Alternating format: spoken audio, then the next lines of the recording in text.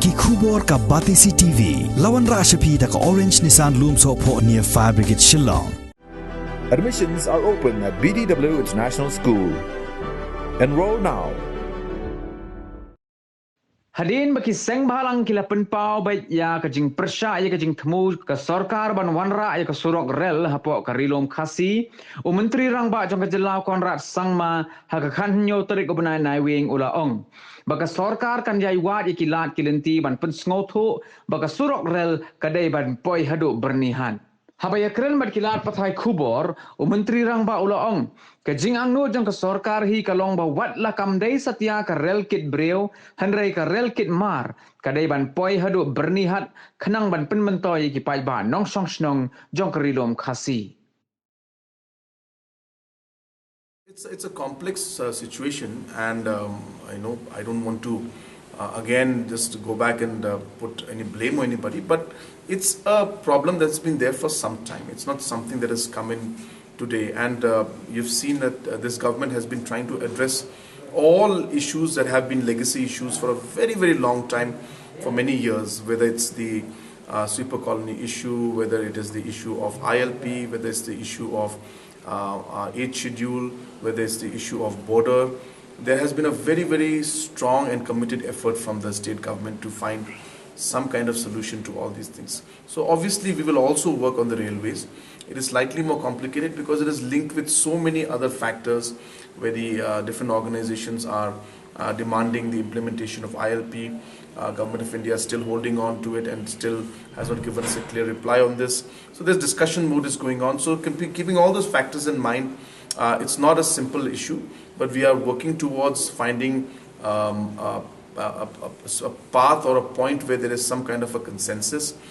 We are hopeful that maybe if not a passenger train, then at least a goods train up to Bernihat is something that will benefit the people of the state.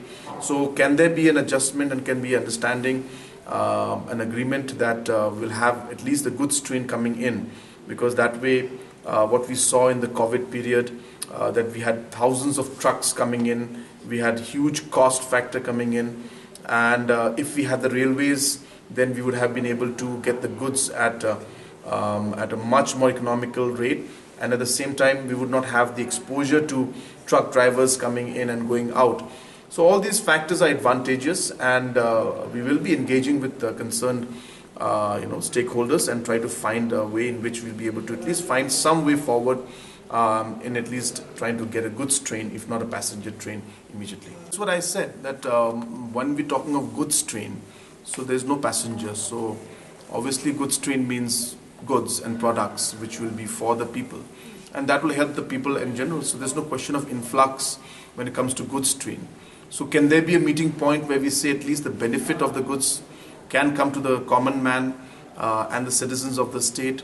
So maybe we could move forward in that while we discuss on how we can check the infiltration part or the concerns of the different organizations. In Mendipathar, we have already started the facilitation center there, where if you go and check and see that there are sections where there can be some kind of a checking of individuals coming in. So all those things are steps that are confidence building measures. We're hopeful that we'll be able to move this forward also. As I said, it's a complex situation and issue, but we are trying our best. As I said, it's not possible that we can resolve everything, but I hope that we'll be able to find some way forward. See, from our point of view, from the government's point of view, we would want the train to be there, goods train to be there on both sides. I can tell you that the economy of Mendipathar has really gone up after the goods train has arrived there. People today are selling their vegetables in Guwahati. People who were selling vegetables at 100, 200, 300 rupees a day are today getting 2,000, 3,000 rupees. The different products that are coming in, which used to be costing much higher in Mendipathar earlier, today are getting products that are cheaper in Mendipathar compared to Duthnoi and Krishnai, which means there's a huge economic advantage to them. So there's clearly economic advantage, and people of Garo Hills have felt that this economic advantage without really affecting the illegal immigration aspect has happened.